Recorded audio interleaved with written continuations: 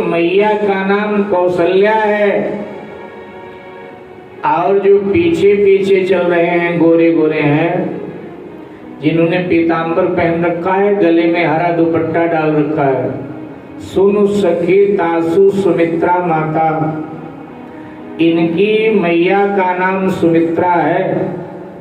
लक्ष्मण जी ने जैसे इतना सुना तो भगवान का रास्ता रोक ले, बोले भगवान इन सखियों से चलो चलकर थोड़ा जान पहचान करें, हमें तो लगता है कि ये पूर्व परिचय के हैं, कोई देखो ना हमारे मैया तक का नाम जानती हैं।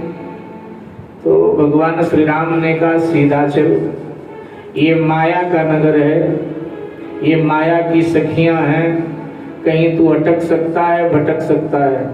अगर ये हमारे माँ का नाम जानती हैं तो इसमें कोई आश्चर्य नहीं, क्योंकि हमारी माँ तो महारानी, और महारानी का नाम दुनिया जानती है, इसलिए ये जानती हैं तो क्या बुरा। अब कारण क्या था, उस सखियों ने सोचा था कि भाई इनके मैया का नाम लेंगे तो ये जरूर हमारी ओर देखेंगे, क्योंकि प्राचीन भारत में माताओं का नाम लगभग गुप्त होता था। आजकल तो जब विवाह होता है तो आमंत्रण पत्रिका पर वर और कन्या दोनों का नाम छाप दिया जाता है। पुराने जमाने में सुविधाएं नहीं थी, नारी का नाम गुप्त ही रखा जाता था, उसी नाम से जानी जाती थी कि भाई ये फला की बेटी है, फला की बहन है, फला की पत्नी है, फला की माँ है। जब कोई बहुत जरूरी काम पड़े तो छानबीन करना पड़ता था, अंतरंग के व्यक्ति से पता लगाना पड़ता था, जी पता लगाओ उनका नाम क्या है, तो बड़ी मुश्किल से पता चलता था। इनका नाम राम ढकेली देवी है, इनका नाम जलेबी देवी है, इनका नाम कटोरी देवी है, बहुत मुश्किल से पता चलता था। तो इसलिए ऐसा सोचा था, लेकिन अब ये तो मामला विफल हो गया, नहीं देखा। और जब नहीं देखा तो एक सखी ने कहा कि अब क्या करें। तो उसने क्या किया, उस सखी ने, उसने कहा इनके ऊपर पुष्प वर्षा करो। अब हर सहे बरसहे सुमन सुमुखी सुलोचने वृंद। हार करके थक करके सखियों ने भगवान पर फूल की वर्षा कर दिया। अब आजकल की होती तो कक्कड़ पत्थर मार सकती थी, लेकिन वो त्रेता की सखियां किशोर जी की, तो भगवान पर पुष्प वर्षा कर दिया।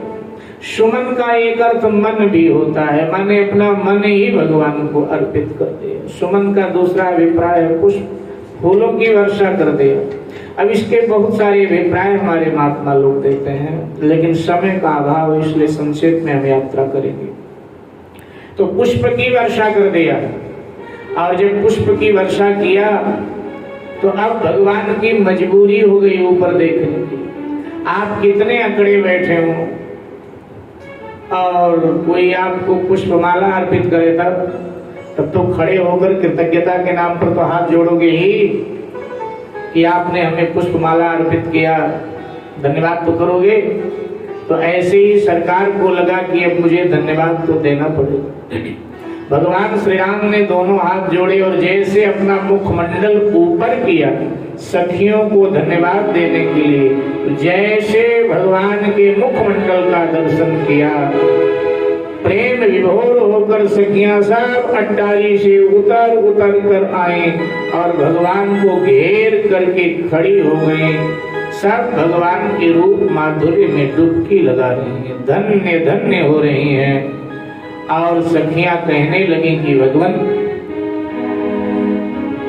कुछ दिन पहले देवर्षि नारद जी आए थे और उन्होंने सीता जी की हस्तरेखा देखी थी, तो उन्होंने कहा था विश्वामित्र नाम के महात्मा आएंगे, उनके साथ श्री राम लक्ष्मण आएंगे और श्री राम ही धनुष भंग करेंगे और श्री राम से ही सीता का विवाह होगा।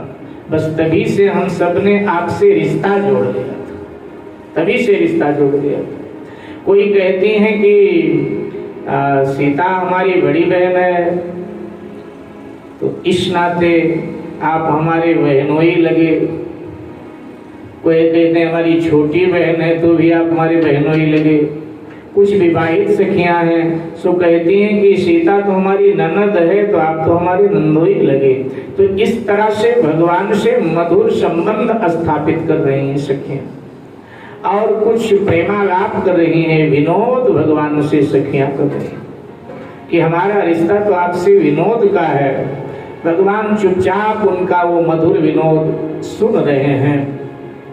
सखियां कहती हैं कि भगवान हमें भी अपने सेवा में रखो, हम आपके साथ साथ अयोध्या चलेंगे। जब आप धनुर्भंग कर दोगे, हमारी किशोरी जी का आपसे विवाह हो जाएगा, तो हम भी सेवा में किशोरी जी के चलेंगे, हम आपकी और किशोरी जी की सेवा करें, हमें भी सेवा का अवसर दो। भगवान श्री राम ने सखियों के आगे हाथ जोड़ा कि सखियों, मैं एक नारी व्रत लेकर आया, मैं मर्यादा पुरुषोत्तम हूँ, इसलिए सीता के अतिरिक्त और किसी स्त्री की सेवा हम स्वीकार कर ही नहीं सकते, केवल और केवल सीता। तो सखियां कहते हैं कि देखो, नारद जी से हम सबने ये प्रश्न किया था, तो नारद जी ने कहा था भगवान को लेकर के जीव जो भी कामना करता है उसकी वो कामना पूर्ण हो जाती है। तो क्या ये देवर्षि नारद की बात मिथ्या हो जाएगी? भगवान श्री राम ने कहा देवर्षि नारद जी की बात मिथ्या हो नहीं सकती, तो फिर कैसे पूर्ण होगी, कब पूर्ण होगी? तो भगवान ने कहा देखो, रामावतार में तो पूर्ण नहीं हो सकती, लेकिन हम ये वचन देते हैं जब हम द्वापर में कृष्णावतार लेंगे तब तुम सब आ जाना, वहां हम सबको स्वीकार कर लेंगे, लेकिन यहाँ केवल और केवल श्री सीता जी को ही स्वीकार कर सकते हैं, अन्य को नहीं।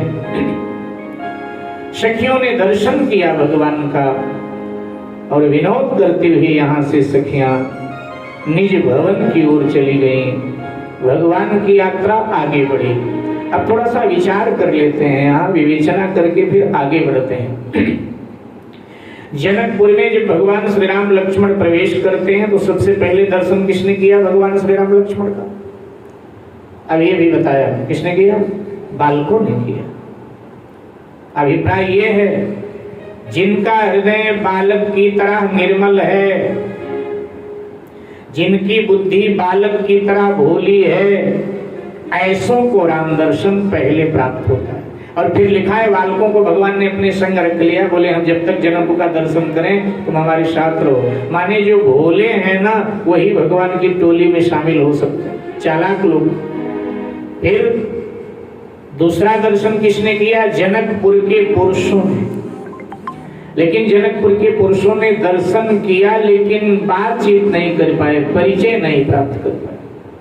तीसरा दर्शन जनकपुर की सखियों ने किया, बातचीत किया, परिचय दिया, परिचय लिया और अगले जन्म में भगवान से मिलने का भगवान से ही वायदा करा लिया।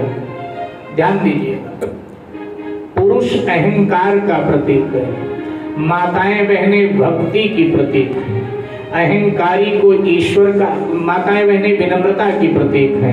अहंकारी को ईश्वर का परिचय नहीं मिलता है, ईश्वर का परिचय विनम्र को मिला करता है। अरे दुनिया में भी अहंकारी कहाँ परिचय कर पाता है? विनम्र लोग परिचय कर लेते हैं। भाई किसी से परिचय आपको लेना तो हाथ जोड़कर राम राम, राधे श्याम, सीता राम, नमस्ते, प्रणाम, कुछ तो बोलोगे ना, यहीं से तो बात का प्रारंभ करोगे बात को।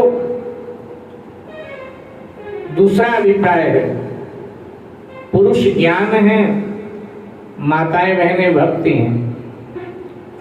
ज्ञानी ईश्वर का अनुभव तो कर लेता है लेकिन बातचीत नहीं कर पाता है। लेकिन भक्त को अनुभव से संतोष मिलता नहीं है।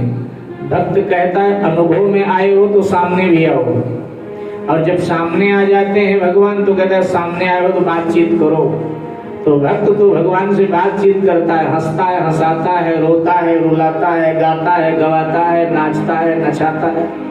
भक्त तो हर क्रिया भगवान के साथ संपन्न करना चाहता है। तो माताएं बहनें भक्ति हैं, पुरुष ज्ञान।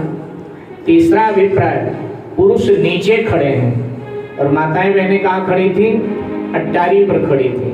तुलसीदास जी महाराज बताना चाहते हैं, जिनकी साधना जितनी ऊंची होती है वो उतने जल्दी ईश्वर का परिचय पा लेता है। यहाँ साधना में माताएं बहनें आगे थीं, इसलिए उन्होंने ईश्वर का पूर्ण परिचय प्राप्त कर लिया।